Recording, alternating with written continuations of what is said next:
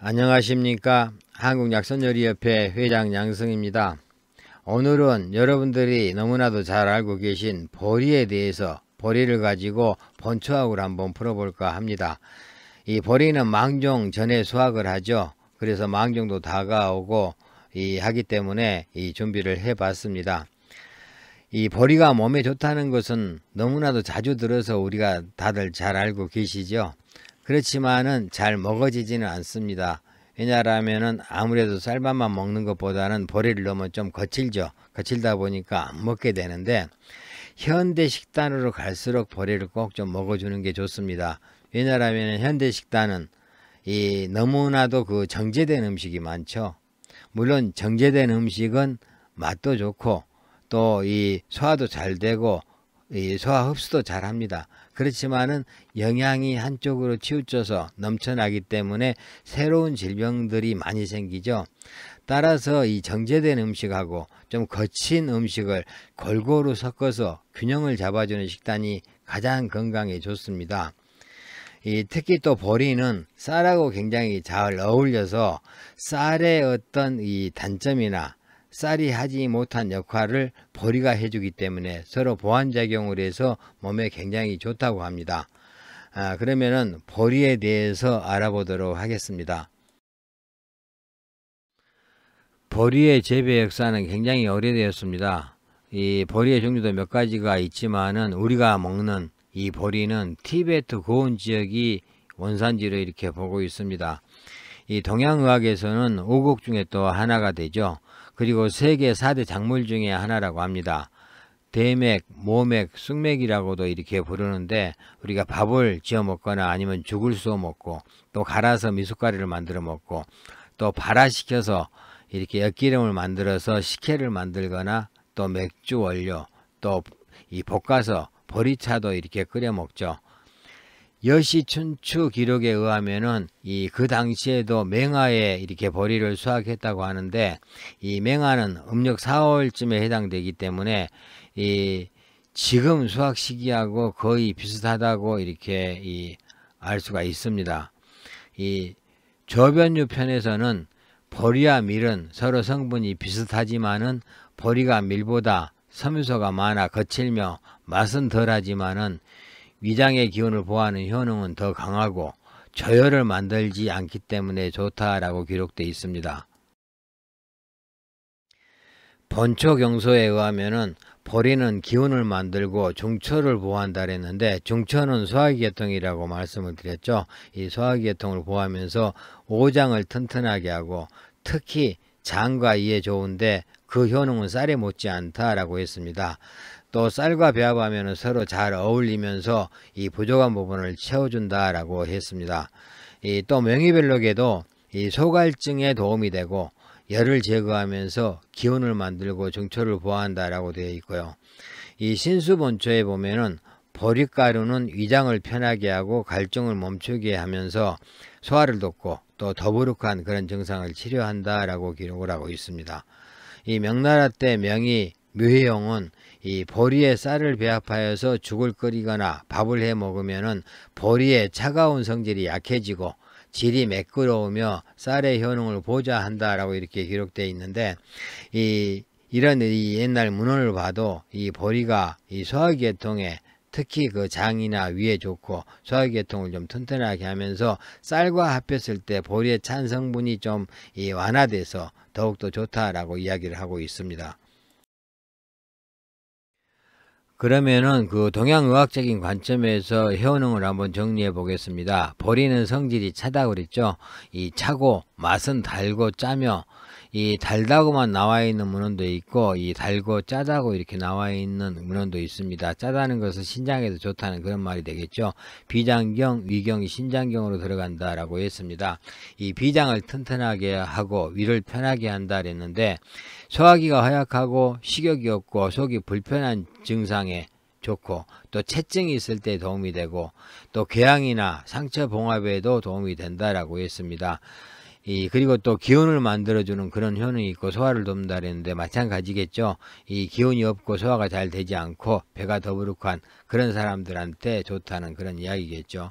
또 장의 기능을 향상시킨다 그랬는데, 장의 기능이 향상됨으로 해서 이 배변이 잘 돼서 이 변비를 좀 해소하고 또 이 변이 묽게 나오는 증상을 개선한다라고 했습니다. 그리고 성질이 차기 때문에 또 열을 내리는 작용이 있고, 또 이 섬유소가 많아서 이뇨작용이 또 있죠. 그래서 이 번열, 답답한 열, 이게 굉장히 강한 열보다는 좀 이 답답하면서 은근히 나는 열이 있죠. 이런 열들을 제거하고 소변이 잘 안 통하거나 또 소변을 볼 때 약간 통증이 있거나 잔뇨감이 있는 그런 증상을 개선한다라고 했습니다. 그러면은 현대 영양학적인 보리의 효능을 보겠습니다. 보리에는 베타글루칸이라는 성분이 이 곡물류 중에서는 많이 들어있다고 합니다. 그래서 그 혈당 수치를 좀 안정시켜줘서 당뇨에 도움이 되고, 또 콜레스테롤을 낮춰주는 그런 효능도 있고, 면역력을 증강시키고 항균 작용이나 항염 작용, 항암 작용이 있어서 각종 염증이나 암에도 일정한 효과가 있다고 합니다. 그리고 또 식물성이니까 이제 폴리페놀 성분도 함유하고 있는데, 이 폴리페놀 성분은 항산화 작용을 하죠. 그래서 활성산소를 제거하고 노화 예방을 하고 혈관을 튼튼하게 해서 고혈압이나 고지혈증, 당뇨, 동맥경화, 이런 현대 성인병 예방에 도움이 많이 된다고 합니다. 그리고 또 보리는 식이섬유가 풍부한 게 장점이죠. 그래서 장 건강을 돕고 이뇨작용이 있는데, 그러다 보니까 변비를 해소하고 또 다이어트에도 많은 도움이 된다고 합니다. 그러면은 엿기름에 대해서 알아보겠습니다. 엿기름을 메가라고도 하죠. 이 보리 껍질을 벗기지 않는 상태에서 이렇게 물에 담가두면은 이 싹이 트죠. 그것을 이제 엿기름이라고 합니다. 이 엿기름은 주로 엿을 만들기 때문에 엿기름이라고 하는데, 이 엿기름을 가지고 이제 식혜도 만들고 조청도 만들어 먹죠.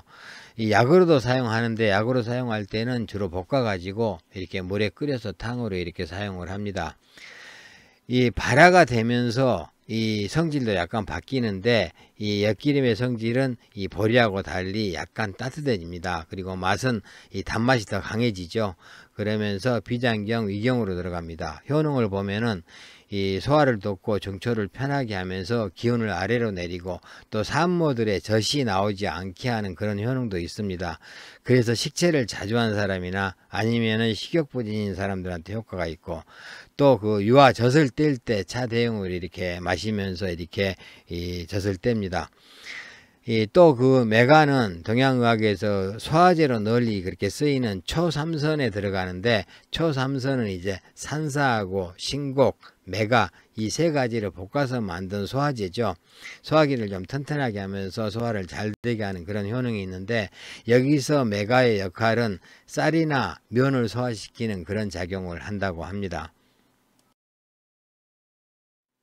보리는 우리가 흔히 먹는 식품이기 때문에 큰 주의사항은 없습니다. 그러나 이 유념해 주셔야 될 부분은 있죠. 이 보리는 성질이 차기 때문에 체질이 허약하고 몸이 차고 대변까지 묽게 나오는 그런 허약 체질인 사람들은 너무 많이 먹는 것은 좋지가 않습니다. 그리고 이제 보리 말고 이제 싹이 튼 메가는 임산부가 너무 많이 먹는 것은 이제 좋지 않다고 합니다. 이 메가는 이제 주로 수유기 산모가 이 젖을 뗄 때 사용한다 그랬죠. 그런데 젖을 먹일 때 사용을 하면 안 되겠죠. 그럼 젖이 안 나오니까. 그래서 이 젖을 먹이는 그런 그 기간에는 이 메가를 안 먹는 게 좋습니다.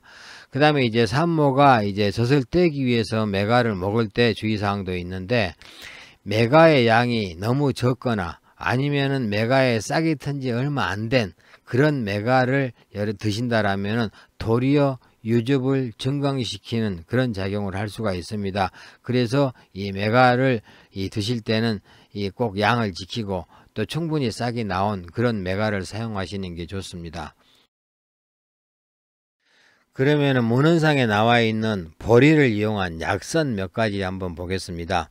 이 주방에 보면은 음식을 먹으면 배가 더부룩하고 답답하면서 속이 불편하고 자꾸 눕고 싶어지는 그런 증상이 있을 때는 보리면을 국물과 함께 먹는다라고 기록되어 있고요. 또 그 개봉 보제방이라는 책에서는 이 소화기를 튼튼하게 하고 비장과 위를 편하게 하려면은 이 보리와 밀을 각 반대씩 노랗게 볶은 후에 감초, 생강, 육두구, 초두구를 갈아서 이렇게 섞어서 물에 타서 먹는다 그랬는데 미숫가루처럼 이렇게 먹으면 되겠죠. 또 그 태평성해방에서는 소변이 시원찮게 나오고 이 삽통, 소변을 볼 때 어떤 통증이 있고 잔뇨감이 있을 때 보리에 물을 붓고 끓인 다음에 생강즙하고 꿀을 섞어서 이렇게 이 밥 먹기 전에 식전에 복용하면 효과가 있다라고 기록이 되어 있습니다. 또 고급과채라는 그런 책에 보면은 어린이가 소화불량에 걸렸을 때 이 메가 30g, 개내금 30g을 볶은 후에 갈아서 이 먹이는데 이 한 살 기준으로 했을 때 2, 3g 정도고 또 나이가 조금 더 먹을수록 이 조금씩 양을 늘려서 이렇게 먹이면 좋다라고 했습니다. 또 이 유아 애기들 젖을 뗄 때 이렇게 메가를 산모가 먹는다 그랬죠. 이럴 때는 이 메가 한 20g, 30g을 이 볶아서 물에다가 끓여 먹는 게 가장 그 양이 적당하다고 합니다. 보리를 이용해서 이렇게 만들 수 있는 그런 요리들을 한번 보겠습니다. 이 뭐 대추 넣고 보리 대추죽 끓일 수도 있고 미숫가루 이렇게 물에 타서 먹을 수도 있고 또 그 여러 가지 잡곡을 넣고 버섯 같은 걸 넣어 가지고 이 보리 잡곡죽을 만들 수도 있습니다. 또 볶아서 보리차는 우리가 옛날에 많이 먹었죠. 그 다음에 이제 보리밥을 이렇게 만들 수도 있고요. 또 보리로 보리 떡국을 만들 수가 있고 보리 수제비도 만들어 먹을 수가 있습니다. 그 다음에 뭐 메가 이용해서 엿기름 이용해서 이렇게 식혜를 만들어 먹는 거 뭐 다 잘 알고 계시고 그 다음에 또 보리로 이렇게 국수를 만들어서 나오기도 하더라고요. 그러면은 이 메밀면처럼 이렇게 보리면을 가지고 이렇게 이 시원하게 이렇게 그 국수를 만들어 먹을 수가 있고 또 보리를 갈아서 보리 고추장을 만들기도 합니다.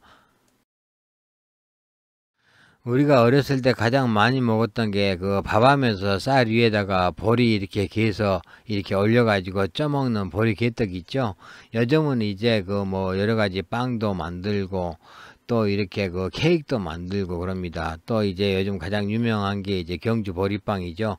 이 상품화돼 가지고 많이 나오는데 보리를 응용해서 여러 가지 이렇게 빵을 만들어 먹을 수도 있습니다. 보리에 대해서 말씀을 드렸습니다. 이 보리에 대해서는 여러분들 뭐 익히 알고 계시겠지만은 그래도 이 수학철을 맞이해서 한 번 더 언급함으로 해서 여러분들이 좀 더 관심을 가져주셨으면 하는 바람에서 이렇게 말씀을 드렸습니다. 감사합니다.